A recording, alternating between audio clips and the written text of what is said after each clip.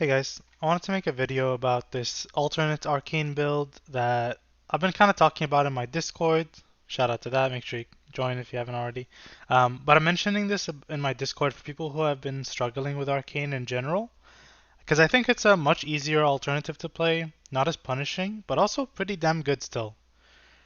So I have it on my screen right now. The main like difference between this build and the quote unquote usual build is this harmony line here. Normally you would have this filled out, so 1, 2, 3, and 4 points. We're gonna remove those, put them into Mana Gem, Cascading Power, Enlightened, and the last point either goes into Prodigious Savant or Improved Arcane Missiles. To showcase the power of this build, I actually ran a sim here just to show it a little bit. So with the build that I had on screen, it sims for like 76k, 76.5 with my gear. The hybrid one is the regular Harmony one, you know, the one that people have been playing, which sims like 1k, 1.5k DPS higher.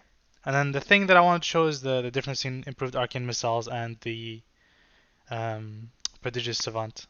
So this one has improved arcane missiles. This one right here is prodigious savant. Difference between them is like 50 DPS. Sim your character, because if you have more mastery, prodigious savant is more worthwhile. If you have more haste, improved arcane missile is probably more worthwhile. So find out what works for you.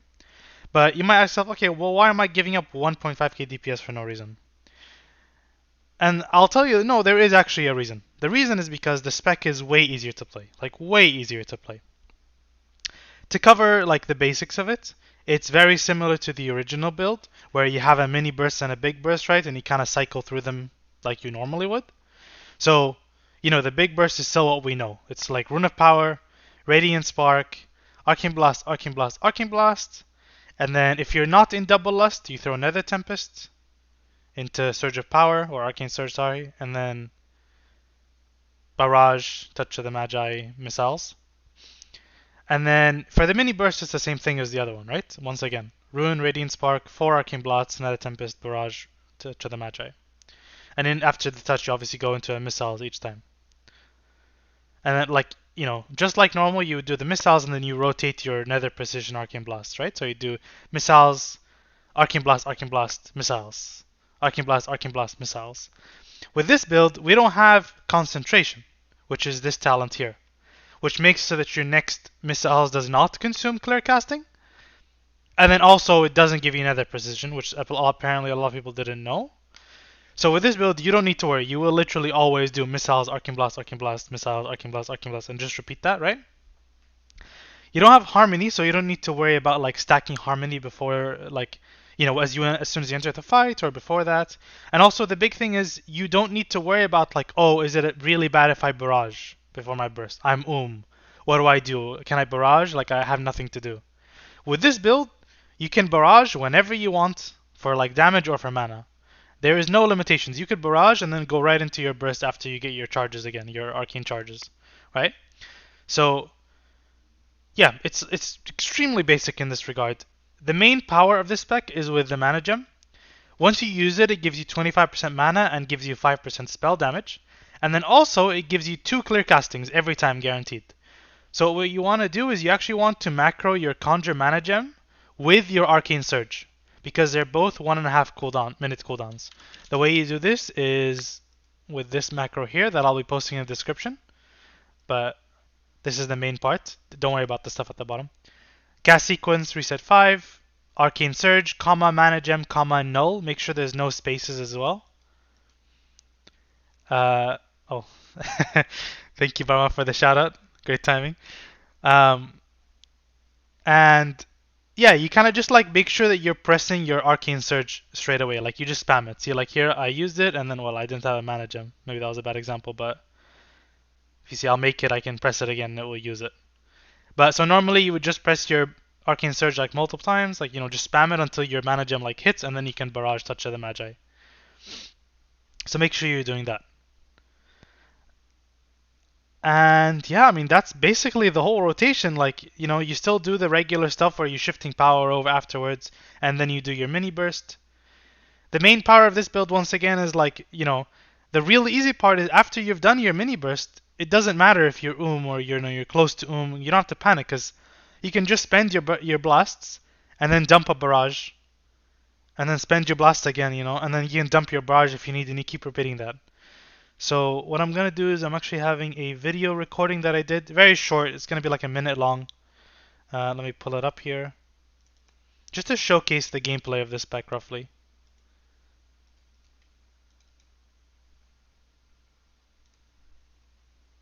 Let me turn off the volume here. So I did a pull timer, as you can tell. I evocate, and I could have evocated earlier, whatever.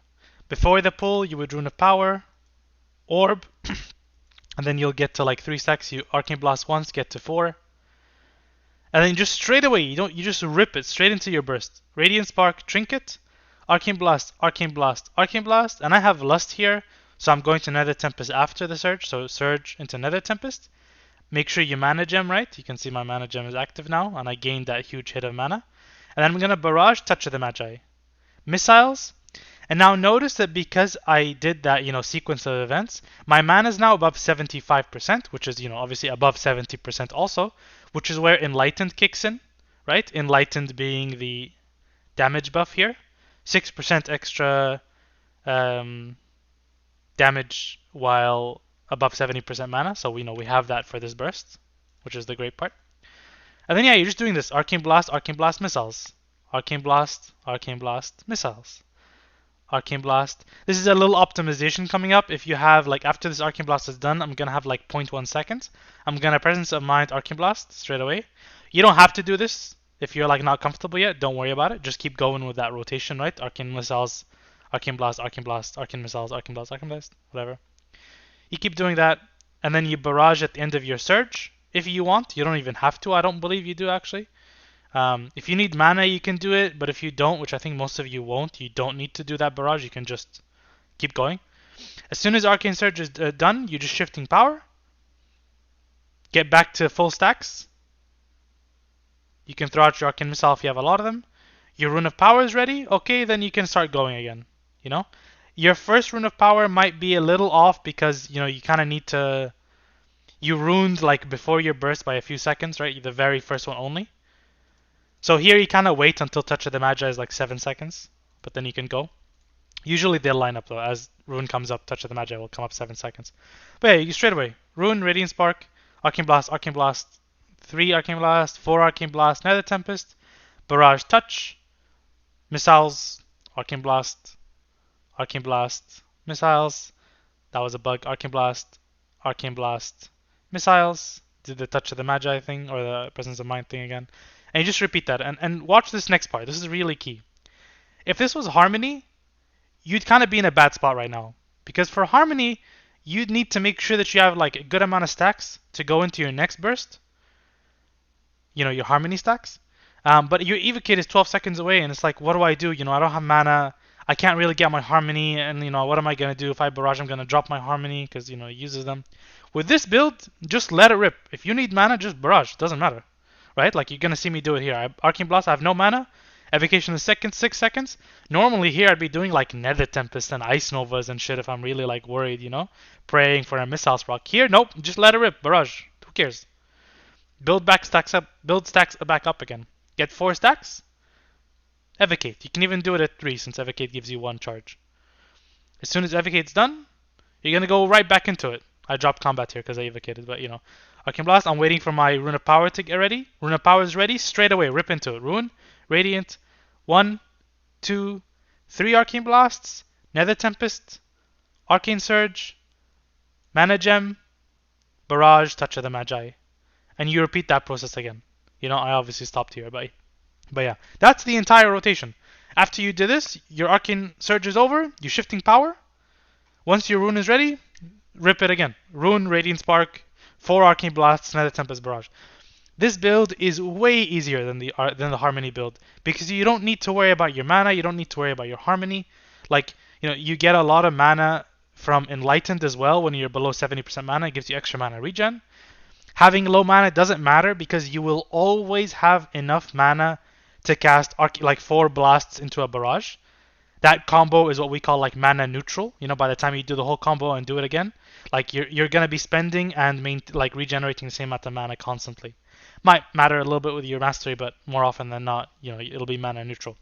So you're never gonna be in a situation where you're essentially and like fucked. You can just keep sending in barrages, then evocate and repeat it again. There's much less to worry about with this build. And like I was showing, it's really minuscule. Like if I go back to The Sims, the difference is 1.5k out of like 78k. It's a difference of 2% DPS, you know? If you're not playing Harmony 98% perfectly, switch to this build. Like I promise you, you'll have a much easier time. Much easier time.